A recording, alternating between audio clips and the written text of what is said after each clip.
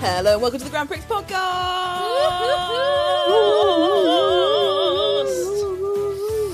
Bonjour, Monaco. Monaco, thank you so much for taking this meeting. I know you and your team are really busy around this time of year. I mean, where do we start? We're huge fans. Can I call you Crown Jewel? No, of course, no. Mr. Monaco is much better. I mean, wow, you have a legacy that most other racetracks would love to have. You were born in 1950, you won 2 world wars, a casino, your contract's on the calendar until 2035. Truly, we're not worthy. Which is why we need to talk to you about your engagement metrics. I won't keep you long, Mr. Monaco. We understand a legend of your standing is a very, very busy track, so we will be brief. Here's the situation. It pains me to even raise this with some of your prestige, but the young people find you a bit slow, a tad processional. Our focus group, lovely bunch, we had lots of lovely sandwiches in that day, it was a lovely day, described you as Els in the chat, a certified mid-track that's cooked. And I said, how dare you? This is Mr. Monaco, but the data, sir, the data really doesn't lie. So last year, with your blessing, we obviously fixed you up and helped add some spice with a 2 mandatory pit stop.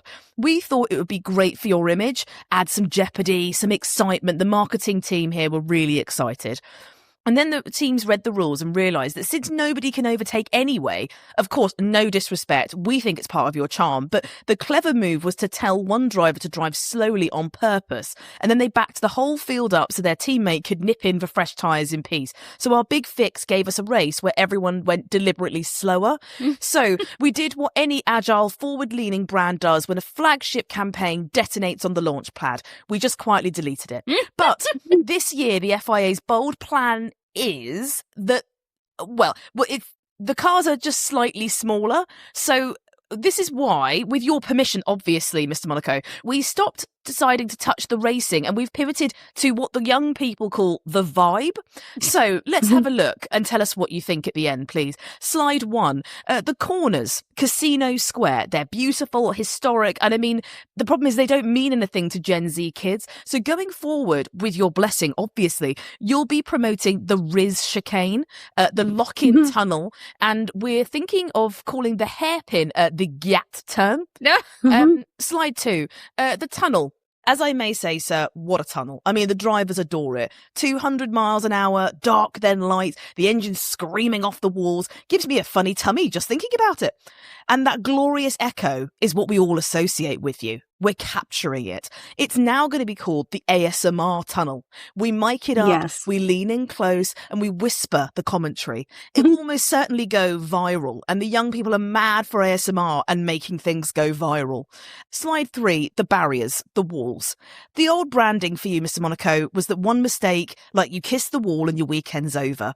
But this isn't the drugged-up, alcohol, coffee-loving millennials. This is the wellness generation of Gen Z. So we'd get lots of foam padding, so when a car bumps the wall, it goes boing, and everybody has a little giggle. Nobody gets overstimulated. It's very mindful, very demure, very cutesy, as they say. Slide 4, the yachts, the billionaires, the old money, the glamour. I looked at all of it, Mr. Monaco. Generations of wealth, and I thought, who under 30 was actually alive for any of this? Nobody. So we've decided, with your blessing, that the billionaires will just be evicted. And each yacht is now going to have an activation. And if you want to be on that yacht, you have to live stream at all times. No live stream and you're towed. Your history spanning from 1950, I mean, the legacy, the lovely quote about a win here being worth half a championship by Enzo Ferrari. We love it. But we think that people will really love it if we change it to a new trophy and a prize of a skincare brand deal for the winner of this year's race. Yes. And the racing itself, the procession, the no overtaking, the thing everyone complains about, lean into it, Mr. Monaco, because slow content is enormous right now. It's mindful. 20 cars filing around a little calm line for 2 hours. That's not boring. That's a come and watch beautiful cars going round a track with me. We're not fixing the snooze, sir. We're monetizing said snooze. And that is how a 76-year-old legend becomes, as the kids say, low-key a moment. So I'm sure you'll have questions, but Mr. Monaco, we're really excited about this. And Sophie is our new intern. And she said, sir, we're so back. So tell me, what do you think? I think you need a job in F1 marketing. Yes. Why I were they love all that. great ideas? Thank you. That was a play. It was like a part 2, and harking back to the first intro I did last year for Monaco, where I did Skip the F1. Yeah, I did a Gen Z inspired rap because Monaco was trying to be young and hip. So I did a very cringe. It was on purpose cringe. Maybe I added more cringe to it because of my personality. Yeah, I did a really awful rap. So this was step 2, was like Mr. Monaco is like tired and over it, and everyone thinks that he's crap as a racetrack. So this was his marketing team trying to give him ideas to like lean into Gen Z, but in a different way, less cringe, and not go for the rules. This time, go for just the vibe and the image, you know? As a Gen Oh, I Z, love I that. bought it. You're not Gen Z. Yes, I am. No, you're not. Yes, I am. Gen Z starts at 1997, and that's me. When does it end? I don't know. 2006, I think. Yeah, something like that. Well, I'm a millennial. I felt a bit rude writing all those awful things about my generation. Oh. The drugged up, alcohol, coffee loving millennials. But also, Is it incorrect? yeah, we're all degenerates. I thought that was such a good intro because Monaco definitely does need a new marketing strategy. For sure. And also, if you think about it, Monaco is giving Ferrari because they're both relying on legacy. And up until 2026, the strategy and the performance was just not there. Oh, damn. That was actually very, very clever. I like that. Yeah. Thank you. Thank you. See, she's learning. She's understanding the sport. She's becoming integrated. She can She's talk in kind about of a it a bit flirty more now. mood. I know. Damn, what's got you so flirty? Just the F1 Monaco vibe. Can you tell I want someone rich to take me to Monaco? This just in. Reem's looking for a sugar daddy. Yes. Clients. Hello. Can you take me to your yacht, please? Do you want to know, when I was thinking of an intro, what one of the canned ideas I decided to go with was? Go on. You know that show? What the fuck is it called? Whoa, what the hell is it called? Away with the Stars? Stars in Their Eyes? No. Dancing? No. A Star is called? Born. That's a film. An iconic film, though. And I want to cut another heart. I don't know the words, but that vibe. Anyway. All-star Mr. and Mrs. No, it's the Drag one where Race they're All like, Stars. no, what? No. What? It's the one where they say, tonight, Matthew, I'm going to be... I'm looking it up. Is it not Stars in Their Eyes? Stars in Their Eyes. Yeah. Yes, you were correct, Nav. Basically, the premise is that amateur lookalikes impersonate their favourite singers and artists from the music world. So they're everyday people, and then they're like, tonight, Matthew, I'm going to be Cher. And then they come out and they do a song, and it's awful but amazing. Thank you. I've been on the show. No, you haven't. And then, and I thought that I could do different racetracks going on Stars in Their Eyes, and Monaco could come out and say, tonight, Matthew, I'm going to be Monaco Lewinsky, in an attempt to try and be more outlandish, edgy, and relevant. And then I thought, none of that makes any sense. Monica Lewinsky isn't relevant anymore. Well, we all know who she is. Oh. We all know what got on her dress. Mm-mm. That was spunk. Can I request an intro? No, I'm not a fucking jukebox. I want part 2 for Singapore. Oh, for Oh my fuck's god, sake. yes, but also the one I want to request is I want like a very deep, emotional, like monologue or confessional or like documentary style intro from the radios in the F1 cars because they're constantly getting berated. What? I can't imagine what you mean. So you want a sad intro from the perspective of like Charles Leclerc's radio? Yes, but all the drivers' radios. Because they're constantly getting shouted through. Oh. Damn, that was a thinker, Reem. I really didn't get what you meant. I'm I with thought it was you. quite straightforward. Oh, well, now we're beefing. What the fuck? Love you. Huh? She said she loves you. Oh, sorry. I thought you went, I thought you went like a sort of a Huck-Tur moment. Sorry. Love you. Well. Enough of kisses, Monica Lewinsky, and documentaries. It's time to get in to the Daily Prick. Where did we talk about documentaries? Reem's intro idea. Hello. Oh, okay. The Daily Prick! Full of water. Sorry. Welcome to the Daily Prick, where the news stings and so do we. This is your daily dose of the stories that needle you most. Extra, extra. Every time I say needle you most, I realise that doesn't make sense. It also sounds a bit wild. What do you mean? Like, why do you want something that needs us most? What? What do you mean? Oh, you're imitating sex with your hands like a child. Just because it's audio only, I will get you. McLaren gathered past and future stars in Monaco for their 1000th race celebration. Monaco is a huge weekend for McLaren as their team celebrate their Monaco is a huge weekend for McLaren as their team celebrates their Monaco is a huge weekend for McLaren as their team celebrate their 1000th. Oh my god. I can't fucking say it. 1000th. Monaco is a huge weekend for McLaren as their team celebrates the Oh, fuck me. Sorry, the screen went down. I lost confidence. Okay. This is all staying. No, it's not. Monaco is a huge weekend for McLaren as their team celebrates. God, now I just got scared. God, I need to not be scared of the word a thousand. Whoa, I can't say it. Whoa. Let's all calm down now. I got this. Don't you worry. Okay. Monaco is a huge weekend for McLaren as their team oh my god, now I can't say celebrate. I didn't realize we were recording with Mike Tyson. Oh my god. Give me a gummy and let me fucking chill out. Oh my god. Monaco is a huge weekend for Monaco is a huge weekend for McLaren as the team celebrates their thunder. Oh my god, I just said thunder. Oh. Monaco is a huge weekend for McLaren as their team celebrates their Monaco is a huge weekend for McLaren as their team celebrates their 1000th. Monaco is a huge weekend for McLaren as their team celebrates their Oh my god. Monaco is a huge weekend for McLaren as Monaco is a huge weekend for McLaren as their team celebrates their 1000th. Oh my god, I said it and now Monaco is a huge weekend for McLaren as their team celebrate their 1000th Formula One Grand Prix, a milestone previously reached only by Ferrari. Did I say it? Ish, but we'll go with it. Monaco is a huge weekend for McLaren as the team celebrates their Monaco is a huge weekend. Oh my god. Monaco is a huge weekend for McLaren as their team celebrates their 1000th. Monaco is Monaco. Bloody hell. Monaco is a huge weekend for McLaren as their team celebrate their 1000th. Why can't I say it? 1000th. Thousandths. Oh my god. I can't say it. Oh my god, I actually can't say this fucking word. To read that sentence. No, I could do this. I'd love to help you, but I've now forgotten how to say it as well.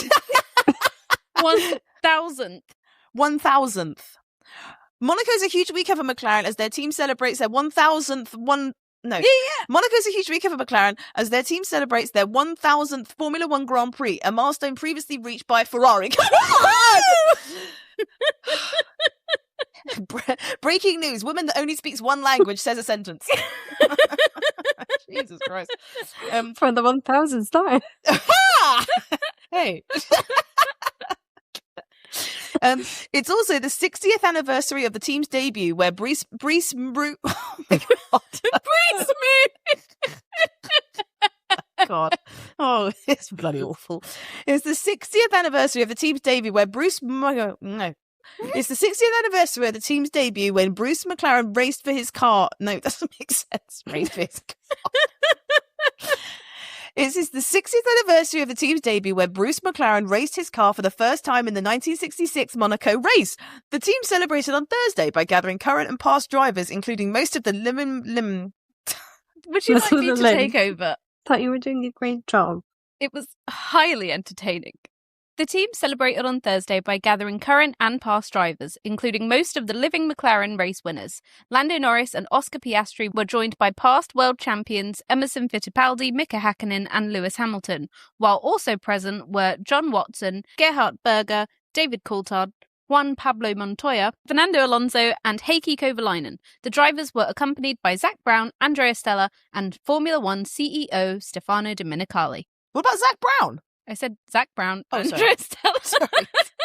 What about Lewis? I said Lewis. Whoa! What about Gerhard Berger? Wait, were McLaren there? Sorry. Sorry.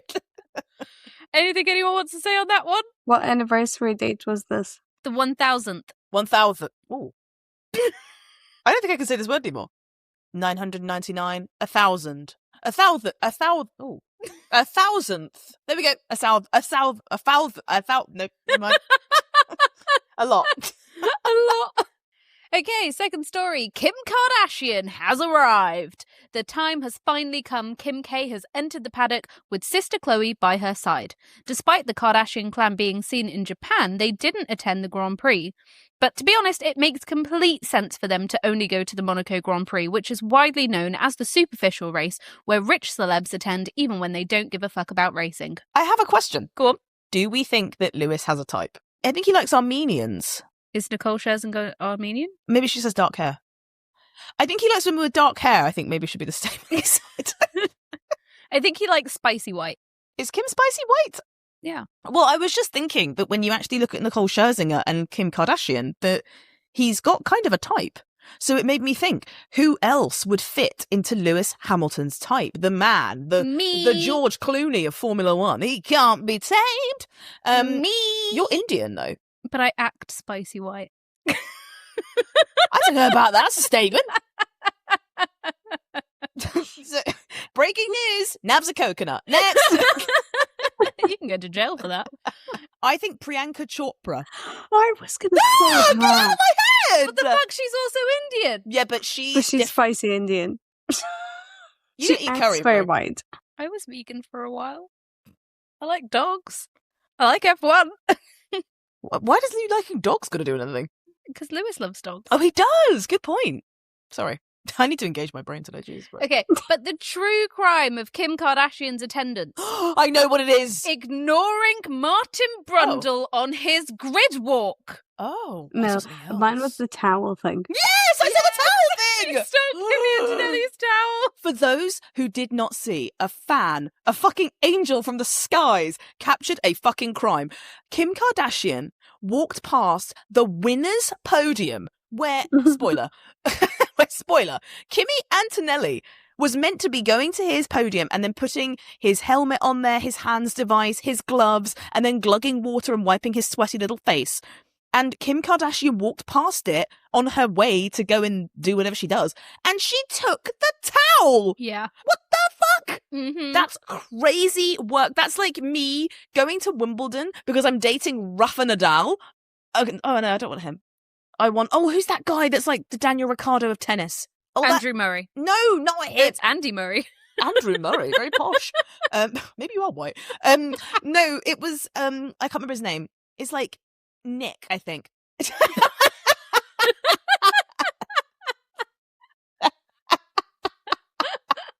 Everyone's like, who's Nick? No, Google it. Nick. Just type in Nick tennis. Nick Kyrgios? Yes. Nick K is the person that I'm talking about. And if I went there and I wanted to support him and then I walked past and I just like took his water bottle, I can't do that. Why would she not take Lewis's towel? Like, Yeah. spoiler, okay, he was on the podium as well. Take your boyfriend's towel. Literally. Maybe Lewis said like, whatever you do, don't take my towel. And then she was like, oh, I'm going to be playful. And then was like, oh my God, I took the wrong person's towel. Well, she also ignored Martin Brundle, who was doing his usual race grid walk, when he asked Kim at the front of the grid, how are you today? And Kim decided just not to interact with him at all. And then he asked, are you enjoying Formula One? And again, fell on deaf ears. We all know what She she's just enjoying. ignored and It's looked one away. part of Formula One. Yeah. It's one part of one driver. That's what she's Mhm. bloody enjoying. I'll tell you Mhm. that much. Enjoying Formula One. Couldn't give a fuck. She couldn't give a fuck. Every single time the camera cut, she looked amazing. I'm not going to lie. Yeah. Flawless. But every single time it looked like she was just putting her headphones on and was like, oh my God, fuck, the cameras. And then had to put her headphones on. Yeah. And I'm like, bitch, you should be listening to that. It's exciting. Yeah. Ugh, living my dream with a BBL. What a time. But yeah, she ignored Martin Brundle. To be fair, what could she have added? No, but the whole thing is, if you're on the grid, you recognise that there is also media there, and That is true. you engage with it. Martin Brundle's grid walks are so like famous, and if you do him dirty on that grid walk, it will go viral. And he will sass you. Yeah. He's a sassy fucking queen. I'd love to see him in drag. Someone also tried to like sort of like move him aside a bit. He literally turned around and was just like, "Don't push me. I'm nearly famous." Oh, that's me on the tube. Sorry. I mean, they had a whole thing where I think it was Megan Thee Stallion that didn't interact with Martin Brundle, and going forward, And Cara Delevingne. yes, but going forward, they then made a rule that if you're on the grid, you have to talk to the media because you're on there, you're part of the sport, so this is it. And Cara Delevingne then didn't want to talk to him and was like, oh yeah, I can't hear anything. And then he was like, oh, it's a shame she doesn't want to talk. I'm sure it would have been very interesting, and sassed her. But he did say, like, part of the deal now is if you're on the grid, you have to talk. Yeah. So I thought it was pretty shady of Kim not to talk. But then I also wonder if part of her was like, Lewis said for me not to say anything. He wasn't asking anything crazy. He literally said, how are you doing? Are you enjoying I know, Formula but she's One? Kim. She's Kim, you know, whatever she said to him would have gotten memed in the wrong way. And she would have Not gone only viral that, for other reasons. You don't think he would have asked her about Lewis? He And definitely they're would. being really blatant, but it's like they're not really talking about it. So it's a very strange dynamic going on here. So I think that it was to avoid it. I think Lewis was like, listen, you beautiful bubble butt millionaire, just don't say shit on the grid. And she was like, oh my God, okay. Well, speaking of Lewis, clips are re-emerging of him on Snapchat? No. Oh, okay. If you guys haven't seen the Snapchat era of Lewis Hamilton, look it up in your own time. Okay. No, clips are re-emerging of him on Purpose with Jay Shetty, which is a podcast. Not this podcast. Less well-known podcast than this. The podcast interview was actually done in 2023, and the clips are re-emerging now, as they do. And on the podcast, he calls for a limit on how much money billionaires can accumulate. And he says that the homelessness crisis in LA is difficult to witness, with there being such extreme poverty while a small number of people continue to amass such vast fortunes. He said, you shouldn't be allowed to have billions. There should be a limit on how much you have. There should be enough for everyone.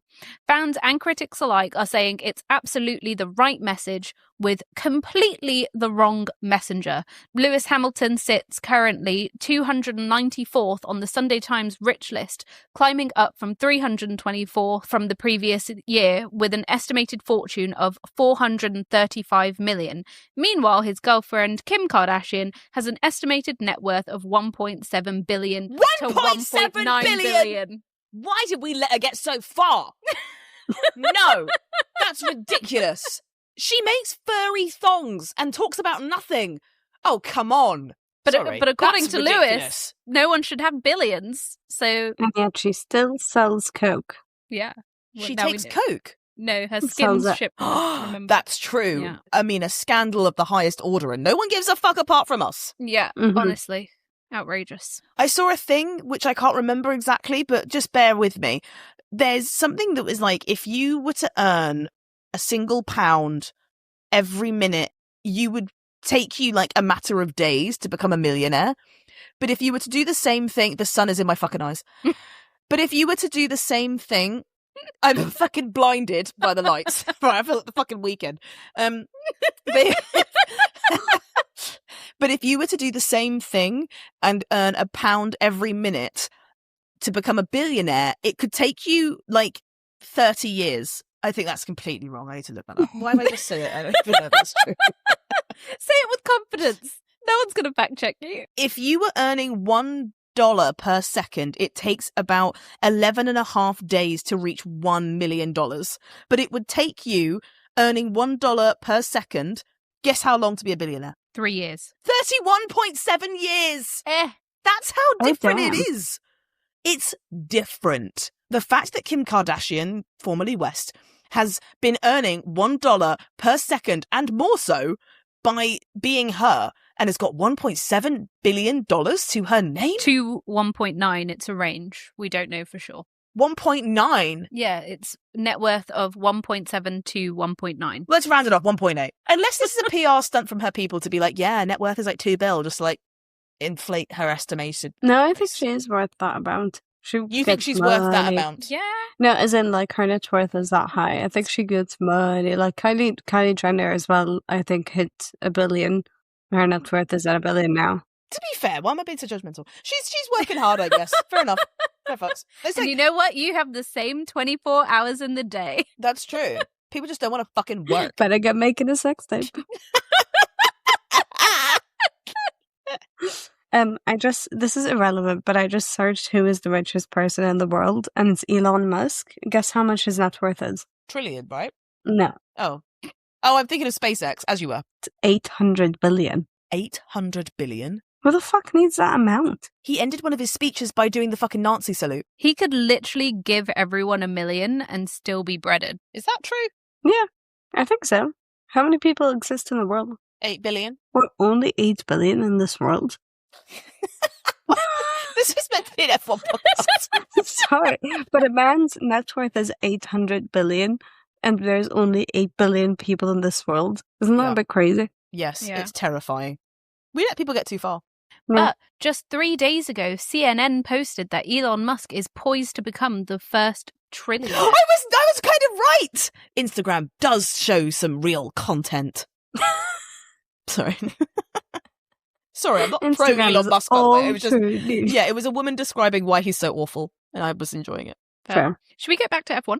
Yeah. Okay. Alonso boycotts DAZN Spain until his partner returns to be the interviewer. Fernando Alonso has officially banned Spanish broadcaster DAZN from speaking to him during the Canadian Grand Prix weekend. According to a recent update, the strict media boycott stems from two very specific grudges against the network. The tension began at the Miami Grand Prix, where the DAZN broadcast team repeatedly brought up the heavy vibration problems plaguing the Aston Martin Honda power units. The team felt that they had already resolved the vibration issue by the time the commentators kept highlighting it on air. The constant negative coverage really upset the Aston Martin garage. Oh. Fernando Alonso even called them out publicly over the broadcast, bluntly stating that things look different from the studio. Oh, damn. I'm really invested in the story. Spanish outlet Diario Sports, sorry if I said that wrong, reports that tensions emerged after a member of the travelling DAZN team incorrectly reported the baby's name, prompting frustration within Fernando Alonso's inner circle. That's so wholesome. According to sources cited by the publication, Fernando made it clear that he would only resume talking to DAZN once his partner returned to her reporting role from maternity leave. Slay. That's a fucking Kim. Not just slay. We don't have enough loyalty in this world. Man. Yes. He's a loyal baby daddy. Literally. Okay, I can see why she did it. Honestly, he stepped up. He's not been stepping up this year, but he stepped up. That's true. Damn. Charlie Leclerc, owner of Lec, has confirmed that even though he received offers from rival teams, signing his new contract extension with Ferrari was always the choice.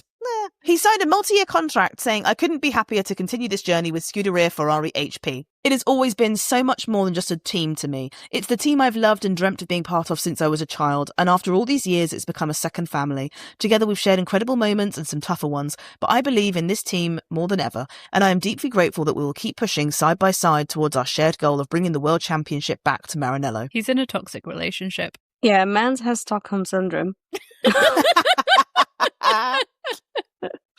Ferrari team principal Fred Vasseur added Charles has been part of the Ferrari family for many years now, and his renewal feels like something very natural for us. Over these seasons, we have seen him grow to become not only one of the strongest drivers in Formula One, whoa, that's a big statement, but also a person who is completely at one with the team and everything Ferrari represents. We appreciate his talent, we love his determination, and the way he approaches every day with the people in the Scuderia, both on and off track. We know how much this project means to him, and we are happy to continue working towards our shared goals. Well, I wonder if Lewis will also get a contract extension. I'm not sure. It's the quality hot lap. I don't know why I did that. I liked it. I don't think I'll ever do that again. I'll clip it for every other episode. Mama, it's a quality hot lap. Oh my god, that was so much better. Damn it. Q1 started and Perez was out, followed by his teammate and the Alpine boys. What up? And the brand new set of soft tyres. Traffic's always a problem in Monaco, but it could be worse this year with 2 extra cars circulating, you know. With 250 minutes, well, with 50, okay, too much pressure, I can't do this. Okay, I need to just talk. I can't hear it as when you go. Q1 started and Perez was first out, followed by his teammate and the Alpine boysies. They were all on a brand new set of soft tyres. Traffic is always a problem in Monaco, but would be worse this year with 2 extra cars circulating. With 50 minutes to go, everyone was out and heavily fueled for multiple laps except Max Verstappen. Before the main players had set their times, Lawson was on top ahead of Behrman, Lindblad and Alonso. With 11 minutes left, Charlie Leclerc had set the time to beat and Norris was second, Antonelli third and Hamilton fourth. Piastri was down in 7th behind the Audi drivers. Norris and Leclerc started trading top times, while the other end, Colapinto, Alonso, Perez, Stroll, Albon and Bottas were the drivers in danger with 10 minutes to go. Toto Wolff said earlier that Russell was not entirely comfortable here, and that is exactly what it looks like. With 7 minutes to go, he had set a time only good enough for 10th, nearly 1.5 seconds off the pace and nearly a second behind his teammate. With 3 minutes left, the two Aston Martin cars and the Cadillac ones were all down in the drop zone, which is not a big surprise, unfortunately. Sainz and Behrman were also the ones in danger, but then, with just 2 minutes left, Bortoletto stopped at the Nouvelle chicane and radioed to say that he'd broke his front suspension and the session was red flagged. Cars in the drop zone want to be the first out so they don't get stuck in Monaco traffic, and the second the resumption time came in, the cars can be released, and Cadillac got out there first. Perez led Bottas out. Gasly, then Behrman and Ocon and Alonso and Sainz and Albon. Colapinto is ahead of Stroll, Lindblad and Piastri. Hadjar is also out, but everyone else feels safe enough. Secure. Most pitted at the end for their outlaps, realising they were safe. In the end, it was Ocon, Perez, Behrman, Bottas, Alonso and Stroll that didn't make it through. The lights go green for Q2, and everyone except Antonelli came straight out. Coming out. Bortoletto did not take part in Q2. With 11 minutes left on the clock, Leclerc goes to the top with a 1 minute 12, but it doesn't last long as Norris beats him to just 9,000ths of a second. Piastri is third, Hamilton fourth. Antonelli goes up to the top, a 10th ahead of Norris. 2 minutes later, Verstappen pops into second. 600ths behind Antonelli, Hülkenberg, Gasly, Lindblad, Albon and Colapinto were the drivers at risk. With 4 minutes left, Hamilton pits for a front wing adjustment. Flap, flap. New tyres go on and he comes back out. He's currently in sixth with around 3/10 behind his teammate. 1 minute left and Verstappen goes on top. With 2/10 clear of Antonelli, Russell was down in P8. Ouch. Neither Colapinto nor Lindblad improved to make the top 10 as Lawson pits in P9. Risky. The gamble paid off because drivers in the drop zone weren't able to find much improvement when the time came to an end. Albon, Sainz, Hülkenberg, Colapinto, Lindblad and Bortoletto did not make it to Q3, but Q3 begins and pole position shootout is anyone's to win. Verstappen, Antonelli and Leclerc are the favourites, but Norris, Hamilton and Piastri cannot be discounted either. Notice how we did not mention Russell just then. With 8 minutes left, Antonelli sets a 1 minute 12, 1,000th of a second ahead of Verstappen. 6 minutes left and Antonelli's provisional pole from Verstappen, Hamilton, Norris and Russell. Then comes Hadjar, Piastri, Lawson and Gasly. Leclerc is in P10 with no representative time. Drama. With 3 minutes left, the home hero started his flying lap, but had to abort because of traffic. And then when he finally gets around to setting a time, he takes provisional pole, 200ths ahead of Antonelli. Final laps, and Verstappen went purple in the first sector, 1/10 ahead of Antonelli, purple in the third sector, and Verstappen got provisional pole by 1/10. Hamilton couldn't beat it, and he went second. Leclerc aborted his final lap, and Norris headed to the pits, but once again, Antonelli grabs pole. Antonelli and Verstappen have the front row in Monaco. Ferrari locked out the second row. Come on, the scooters! And Hamilton ahead of its teammate for a very, very rare view because we don't normally see that. Hadjar got a decent fifth ahead of Russell and Piastri was seventh ahead of Norris, Gasly and Lawson. That had so much pizzazz. I loved it. Thank you. It was pizzazzy AF. Thank you. I mean, I don't want to be a Debbie Downer, but sometimes reading this is just a bit dull. So I just decided I've had a long day at work and, that's exposing we didn't do this on Sunday. Yeah, well, I have a life. I have to live. This pizzazz has to go somewhere. And where were you on Sunday? Oh, me and my mum had to watch the bloody race with broken down in a car. in a place I can't say. I don't want you stalking me. Although I don't live there. I don't want to tell you. Stop pressuring me. But we broke down. Car started juddering, broke down, and we had to watch the whole race on my phone. And we only started on lap 11. Oh, God, I'm telling you all the secrets now. I watched it from the start. But I did have some really bland tasting tofu to keep me going.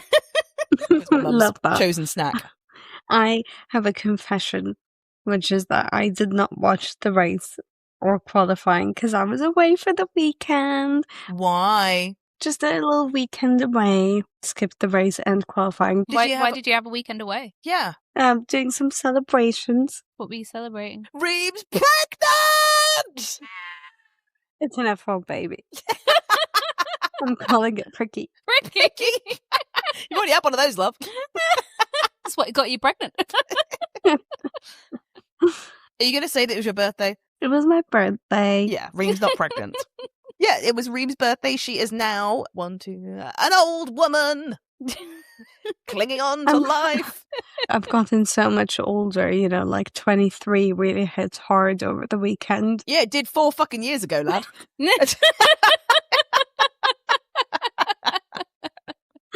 There was no need. Fucking Billy Bullshitter. Shall we talk about it then? The race? The race.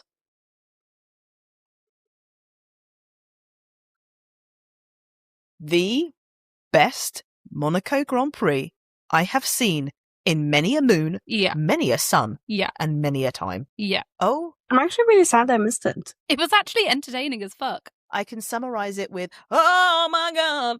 That was a great summary. Would you like it in Spanish? Yeah. Ay, Dios mío. Can you tell that I have a Spanish friend? Do you want to know the drama? Go on. Reem, do you want the girly pop version?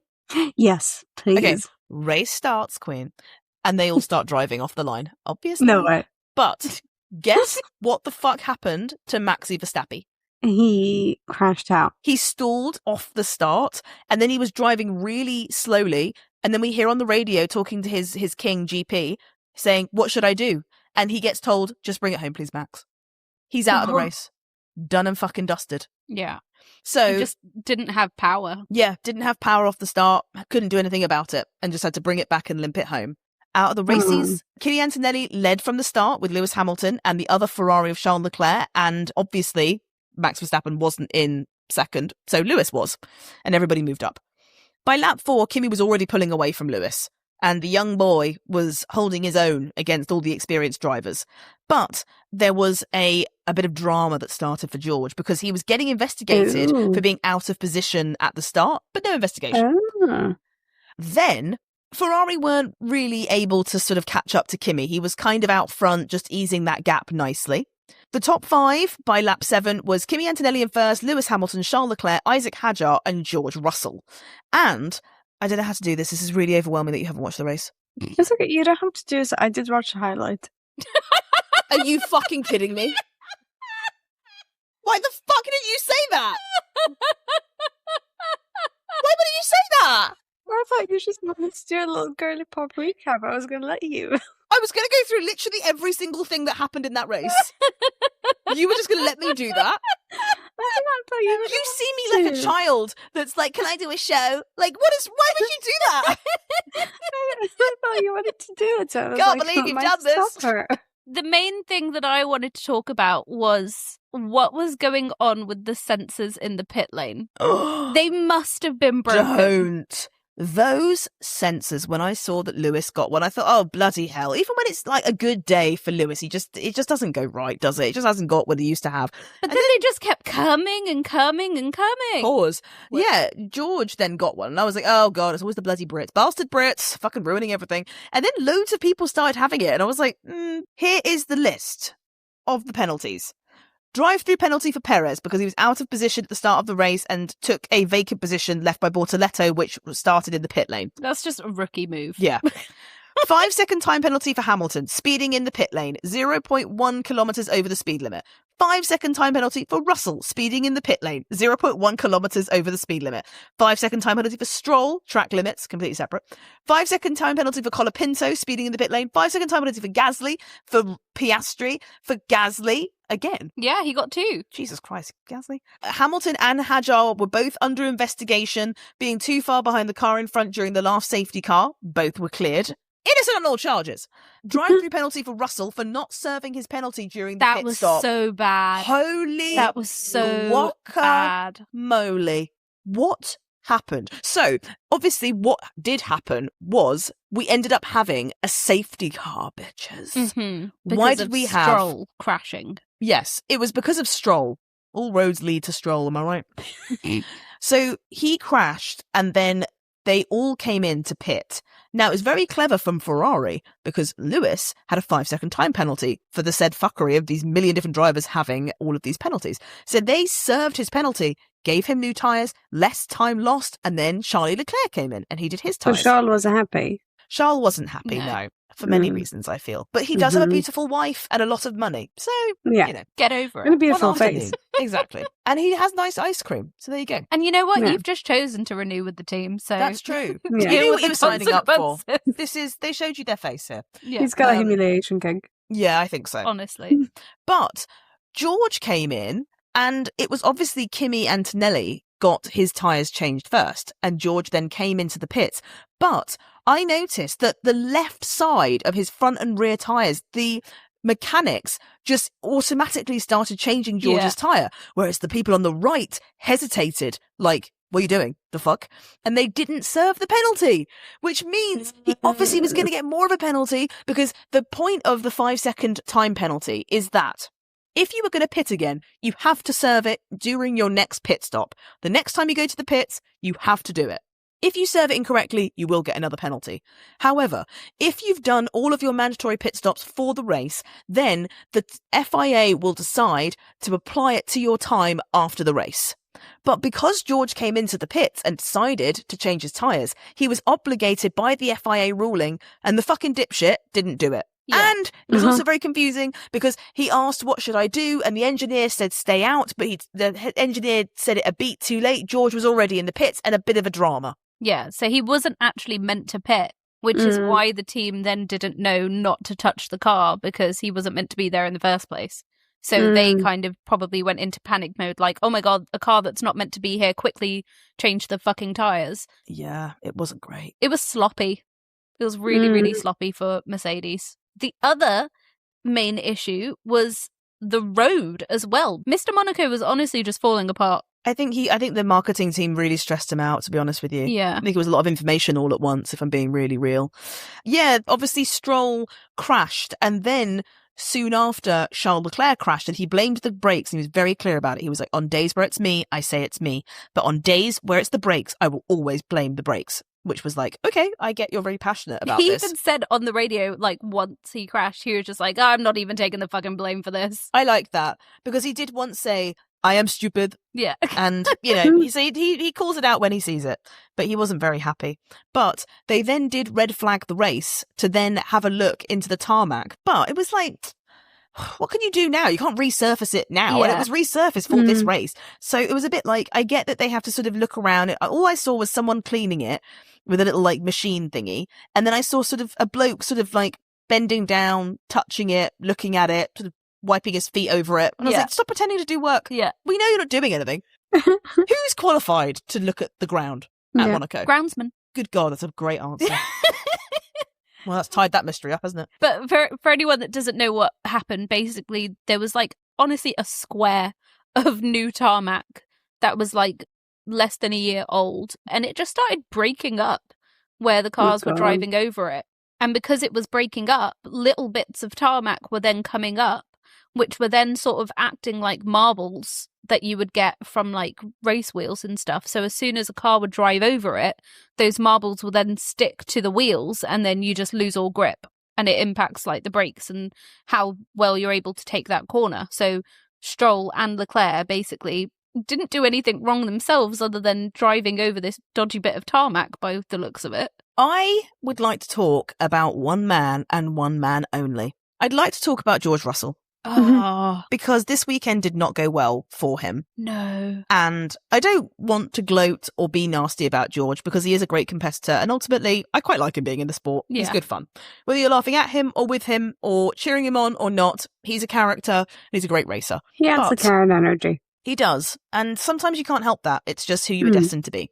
I felt that when he sort of left Miami, he was almost like, that was a bit of a Mickey Mouse track. I'm ready to go back to like proper racing, and I can get myself into a traditional, proper, normal racetrack. That did not go well, because he qualified P6, didn't he? And he then struggled for pace pretty much all weekend. Antonelli was out in front cruising, obviously, with Monaco, because of the tight street circuit, all the barriers along it, the amount of concentration needed. It's all pretty much done on a Saturday because there's not much ability to overtake. And it has to be a very chaotic race, like mixed conditions and red flags and safety cars for you to be able to jump ahead of people. So there wasn't really much he could have done. And I had a feeling in my bones that maybe the mentality of the championship is getting to our young man, George Russell. Well, as well, like, I mean, Canada was supposed to be his turning point because he won the race in 2025. Yes. And he was leading at the start of the race this year. And then obviously his power engine died and he had to retire. Yeah. And it was Kimi's 4th consecutive win. So that definitely got him in his head before this race. And I feel like he's now, all he's focusing about is the fact that Kimi's winning. rather than focusing on his own performance. Yeah, he's on a streak of really bad momentum. He's now had 2 races in a row where Kimi has won and he has scored no points. And as a result, he's no longer second in the championship. Lewis Hamilton is now second in the Drivers' Championship, which is crazy. But Lewis and Antonelli are the only 2 drivers to have finished 100% of every race this season so far. So it also makes complete fucking sense. Big props to Lewis Hamilton and Ferrari on Sunday, must be said, because we were going into Monaco, and for those that didn't know, for the build-up, Ferrari were the favourites. People were basically saying that they had built their car for a track like Monaco, because there's so much cornering needed. You're not flat out for very much of the lap. Whereas when we go to places like the British Grand Prix, Silverstone, for example, or somewhere like Jeddah, those are really flat out, which is where people like Mercedes would be, doing fantastically. Because we normally have Charles Leclerc, who was either hero or zero at Monaco, and there's nothing in between. He's either winning it and it's the most emotional, amazing commentary we've ever heard, or he's not in the race because of an engine failure or a mistake or brakes, whatever it is. I thought that actually Lewis did a really good job. He was consistently fast. He kept his head down. He wasn't the fastest in qualifying, but he managed to get himself a really good grid slot, helped massively by the fact that Max Verstappen was out. And then obviously he got the 5-second time penalty, which could have gone disastrously wrong. But actually, I thought the Ferrari strategy team did a fantastic job. Bringing him in during the safety car meant that there was a minimal amount of time lost. Yeah. They served the pit stop correctly. There was obviously clear communication going on. And now Lewis is second in the fucking championship. So whatever I was saying about his partner, earning 1.7 billion to 1.9 billion, I know I've been a bit sort of seesawry about it all. I know I'm a bit seesawry about Kim Kardashian, and honestly, I wouldn't trust anything I say. It comes and goes, all my opinions about her. But I do think that maybe this is the boost that he needs, because I know that if I was dating someone and they were like, oh, I want to see you at work, I would suddenly be like really profesh, I would be like, hey, Mark, give me that stuff on my desk today. Even though that's not, I don't know anyone called Mark. Oh, I do! I don't want anything on my desk. Sorry. He's been on a brilliant streak this year so far, Lewis. Yeah. Like P2 twice in a row. Yeah. And also just overall having a better attitude, having much better performance, really matching up to Leclerc as well, outperforming Leclerc, not just matching him. I think being P2 in the championship is going to give him a real pep in his step. And I also think it's really interesting to see Kimi, the driver that replaced Lewis, be the lead, and then right behind him is Lewis, and then behind him is George. Like, it's such an interesting lineup. And then Charles Leclerc being behind that. Like, I think so far it's going to be an interesting season because of that bit of rivalry, which we've yet to see in the sport. Reem, I have a question for you. Ooh, okay. As an F1 driver, who is the first person you want to beat? Lewis. No. Your teammate. What? Your teammate is the first person you want to beat because they're in the exact same car as you. It's the best comparison point. Oh, yeah. Yeah. Just funny. Lewis. We're just gonna like an ego boost would be beating Lewis. No, I can see the logic totally. Sorry, that wasn't clear. But I think the fact that Lewis was able to beat Charles Leclerc, and yes, a lot of things had to fall Lewis's way. Max, for example, didn't properly start the race, and if he had, then that would have demoted Lewis to P3, and we don't know what he would have been able to have done with strategy and whatever else to have got past him. However, with the fine form of Kimi Antonelli, for Lewis to come in second place, with the form he's having currently, is a pretty good shake. But the next thing I want to talk about is who came in third. Hadji the Cute! Hadji the Cute! Well, depends who you're asking, because Gasly would say himself.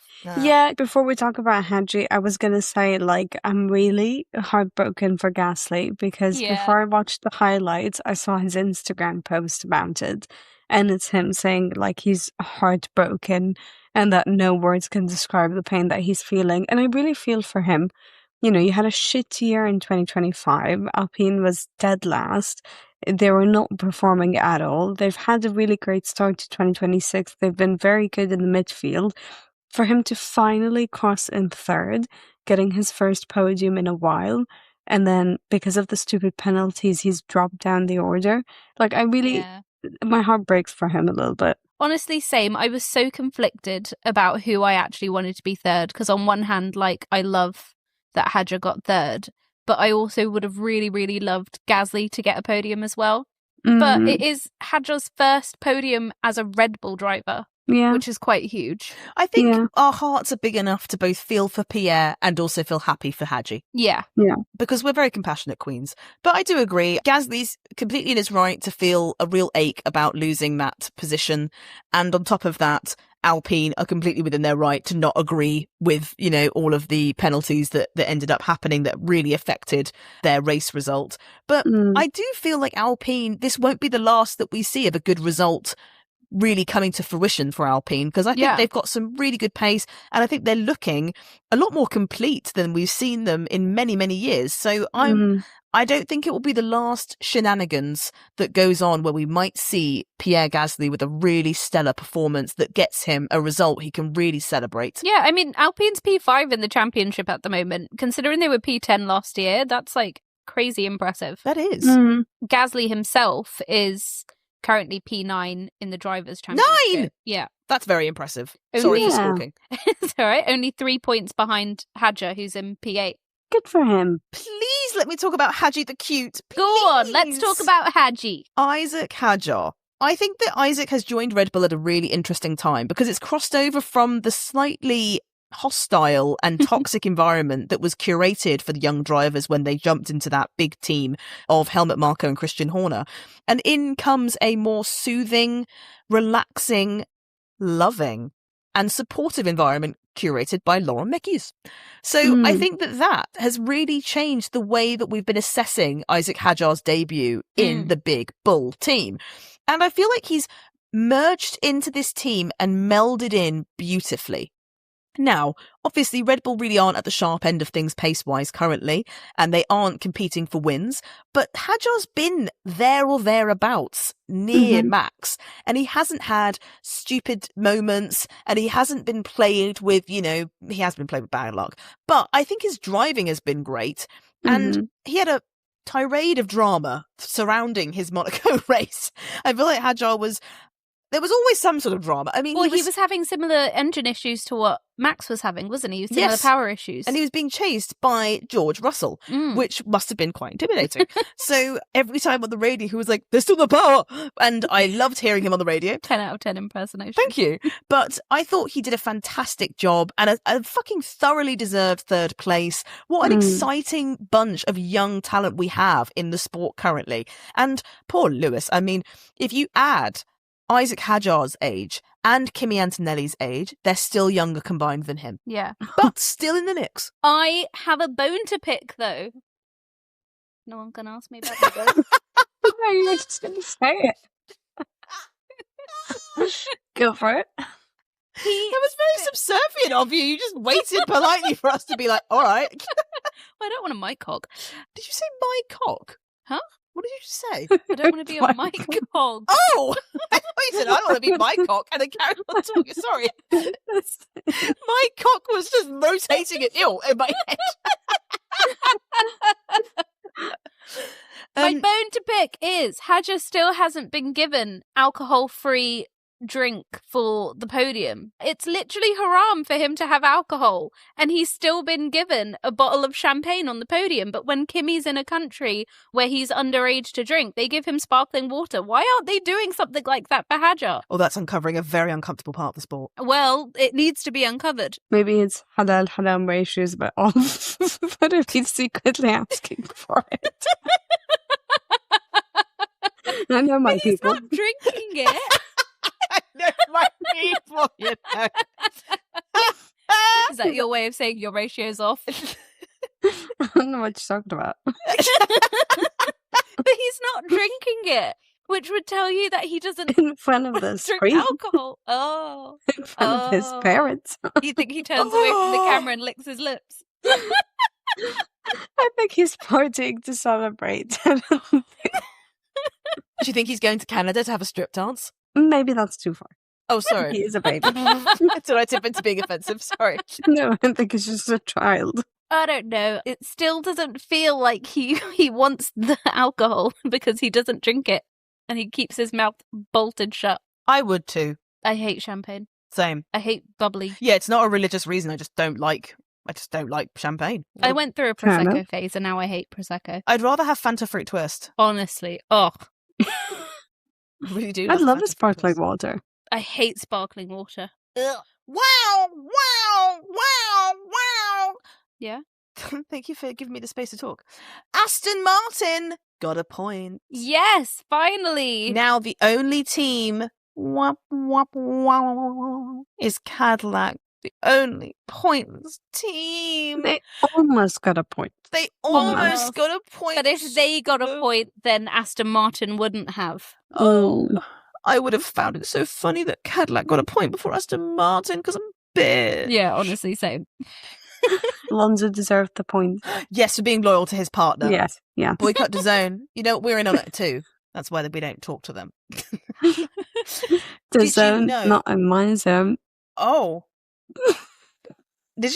How does that feel to say that on a podcast that will be cemented on Spotify forever? I loved it. Target. Lies.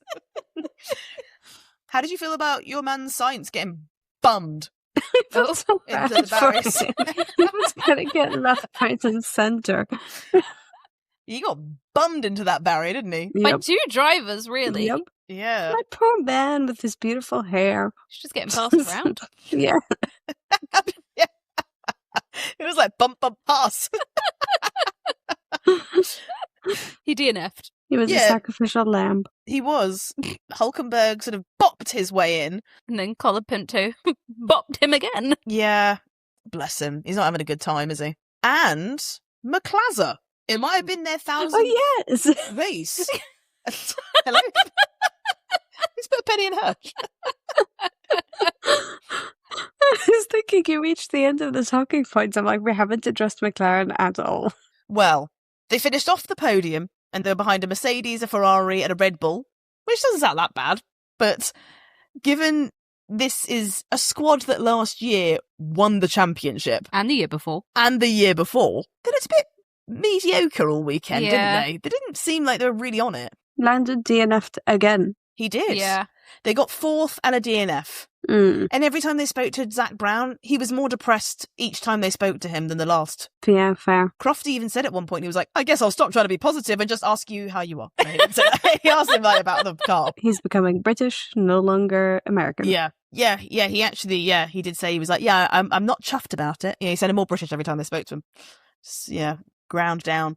But yeah, they were running behind an Alpine and had to retire Lando Norris, world champion. But I'm excitable, Queens. Do you know why? Because it's Barcelona next. It's Barcelona next. And We're we gonna don't have a see week some rain. break. It's Barcelona, Catalonia. And we don't have a break. And it's going to be... The DAZN boycott will really hit this week. No, I think she's back from mat leave. Oh, good, amazing! Oh, no, I kind of like the drama. I kind of like the idea of Fernando Alonso being like, baby, I'm not going to talk to them, don't you worry. And like sitting in bed and being like, what did you say? And he's like, I told them, baby, I'm not fucking talking. Also, he's kind of sexy. What do you think? You like Mr. Lightbulb Head, huh? I think him being all like, I'm going to boycott them for not supporting you. Like, you know what? Mr. 40-something-year-old, that's kind of sexy. Ew.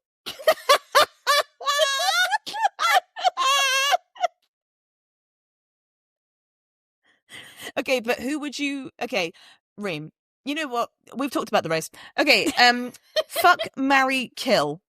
Fernando Alonso, Lawrence Stroll, and Kimi Antonelli. Okay. He is legal. You know what they say? When there's grass on the pitch, play ball. I'd marry Lawrence Stroll because he's got money. Yeah. But marry him, you have to spend every day with him. You have to have a car, kids. I don't think I can have kids. But, like, you know, all of that. It could be a loveless marriage. Oh, God, I want more than that, but okay. Have a good money. Okay, loveless marriage with honestly, Lawrence Stroll. After the news of today, fuck Alonso and kill Antonelli for the shock factor. Oh, you want George to win that championship. Breaking Nah. news, breaking news. Reem likes an older man. Now, Reem, you have to give Nav a fuck, marry, kill. Oh, okay. Oh. George Russell. Oh, there's so many things you could do to him. Sorry, not in a sexual way. Well, And I would. oh, wow. Lance Stroll, Sergio Perez. Oh.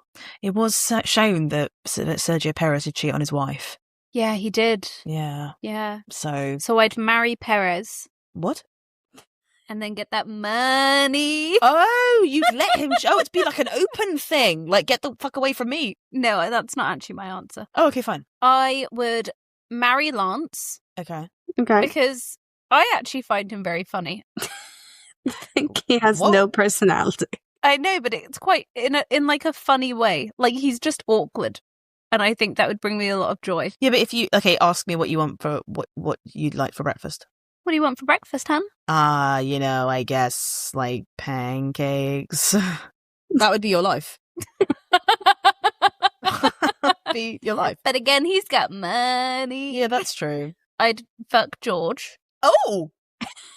Just be ready to hear a lot of complaints and like feedback.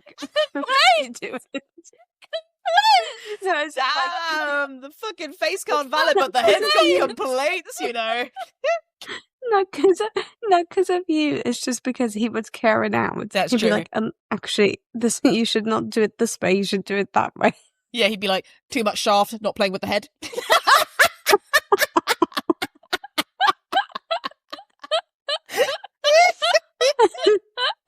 And like he'd interrupt you halfway to talk about the race. And like, That's how he Honestly, should've- that's he should've preferable to won. me. That's true. That's so much preferable. He would definitely put his pleasure first. We just make skincare. Oh, out of his willy juice. Good God.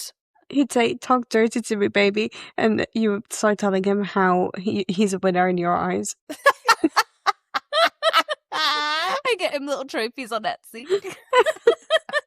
But no, I'd kill Perez because I don't like cheats. Oh, I see. Very clever. Well, I mean, a bit of a harsh statement. I mean, people murder people that don't die, but fair enough. Well, you didn't give me a murderer to the best of my knowledge, so Murder hard. there you go. Oh, give me one. Yours is Zach Brown, Daddy Brown. Mike Crack, Mother, may I? or Martin Brundle. Oh, sorry. Oh, my word. We know who she'd fuck. I'm marrying Martin Brundle, and it would not be a loveless marriage, and it would not be an open marriage. I love Martin Brundle. I would I'd ask him for some money, and then I'd rent vintage cars, and I'd have a little scarf around my neck, and we'd take the top down, and I'd be like, "Oh no, my scarf, Martin! Talk to me about grid walks," and it would just be splendid. And I would then separately fuck the living daylights out of Zach Brown. Oh my golly. Because I think he needed it after that Monaco Grand Prix. I'd really let him unload it all. All of that stress, all of that upset and disappointment. Spank it out. And Mike Crack, it pains me to say, I would kill him straight in the crack. You would not want your last name to be Crack, and it could be Z Crack. What? What have I said to you in our friendship that makes you think that would be what I want? It can be an Italian exclaiming that there's a crack. Is the crack? Stupid. And yet we both laughed. Reem, did you see on the news that American actress from Legally Blonde got killed? Reese, what the fuck is her name? Witherspoon. No, with a knife. How did you not see that coming, Reem? She's alive and well. Reem's face, by the way, her jaw dropped. As soon as it said Reese, Reem was like, no! Genuinely, I'm so terrified if she is. Now that we've analysed the race, we've played Fuck, Marry, Kill, and we recognise that Reese Witherspoon is very much alive, let's go on to the Grand Pricks. Podium. Okay, we're going to start with Prick, who was the prick of the race, who basically shouldn't have even shown up. Ooh. 1, 2, 3. Mr. George Monaco. Russell. What did you say? Mr. Monaco. Why? That track was falling apart. Oh, I thought George Russell. It cost 2 people their races. Yeah, I but said come on. Nico Hulkenberg. He attacked my mans. Oh my god, we're bringing no serious content to this. Mine is serious. There was obviously something dodgy going on with the pit lane sensors. When it's heavily raining, they are told to avoid the fucking puddles. When the track is crumbling around them, they are told to avoid the crumbling track. They Okay, get but paid Leclerc millions. But Leclerc and Stroll hadn't been told to avoid the crumbling track because no one was acknowledging that the track was crumbling at Not that being point. funny. If I am in an Uber and they have to avoid potholes, I'm not saying 1 second and I'm getting out of the bloody car and I'm then inspecting the ground and then saying to them, no, this isn't fair. Go home. No, What they have did- to bloody avoid the what- bloody pit. What's it called? The potholes. That's What just the way it did is. your husband, Martin Brundle, say driving in an F1 car is like? Lying in a bathtub looking through a letterbox. Yeah, so how the fuck do you think they're seeing a crumbling floor? They can feel their way through the Monaco streets. Do you know It's why? Possibly the wankiest thing you've ever said. That's not true. I've said far wankier things. But I just don't think that what you're saying is okay. Am I talking to Iz from Grand Prix or am I talking to Mr. Monaco's marketing team? I am separate. Just because I bring pizzazz, I get derailed? What? Sorry. Maybe I'm still in character. Why George Russell? George Russell? He was off the pace all weekend. He's still being spanked by a fucking teenager in the standings. Lewis Hamilton has taken over his place in P2 Why'd you say that? That's something astounding. because he has the fastest bloody car in the whole bloody thing. What are you on about? And on top of that, he then didn't listen to his engineer, didn't wait half a second, came into the pits when they said stay out, and then didn't say, we're going to serve the penalty, right? It all went, there was amateur hour. And he was just moaning and whining, and it just wasn't a cute look. And I really like George, and I want to have a bounce back because I want the civil war between the Mercedes drivers. I think it'd be very interesting for us to talk about on the pod. But I also think that he just needs to get his head in the game. Get your head in the game. You gotta get your head in the game. To be fair, I agree with you. Reem, there is one thing that I love most about you. And, on pod, I love a lot of things about you. But on pod, the thing I love most about you is that you are a woman that loves pizzazz. And if I say things unhinged enough, delulu enough, and pizzazzy enough, I can get you to convince you on anything. That is actually But what very about true. the track, Reem? What if it was Sainz that had driven over the pothole? What if it was Sainz, huh? What if It's that not was a the thing person. that made him crash, huh? It's not a person. The You prosecution actually breast. didn't beat the brief. But unfortunately, you lose. George Russell is the prick. I can see it, to be fair. Oh, thank you. Now we're going to talk about Grand, who was okay. They did pretty well, but they weren't amazing. They were all right. 3, 2, 1. Pierre Fernando Gasly. Alonso. Oh, God. Pierre Gasly because he crossed the line in third. Fernando Alonso because he scored his first points of this season. Hadji, the cute, had no power and powered his way to a podium. Oh, no, we've reached an impasse. No one's talking. Girlies, we must all keep that communicating. I think it's Alonso. I think it's Gasly. Okay, someone pick a hand, left or right. I can be swayed to Gasly. Someone pick a hand, left or right. She said she can be swayed. Someone said please she can pick a be- hand, left or right. But Left. you already said she can be Okay. swayed. You've chosen the option. We're going with mine. No. Okay, fine. Okay, Reem, pick a hand, left or right. No. Okay. Just no. Okay. No, I can be swayed to Gasly. He did cross the line in third, Yeah. Okay, fine. Fair. and his team have put in an appeal. He crossed the line in third, but was he third? Or No. was it really Hadji? Hadji was third because Pierre had a penalty. Okay, Pierre Gasly. Okay, and now who is Grand Prix? Whose performance in the Monaco Grand Prix was as good as this wonderful podcast that you are currently listening to? 3, 2, 1. Lewis Hadji Kimi Hamilton. the Antonelli.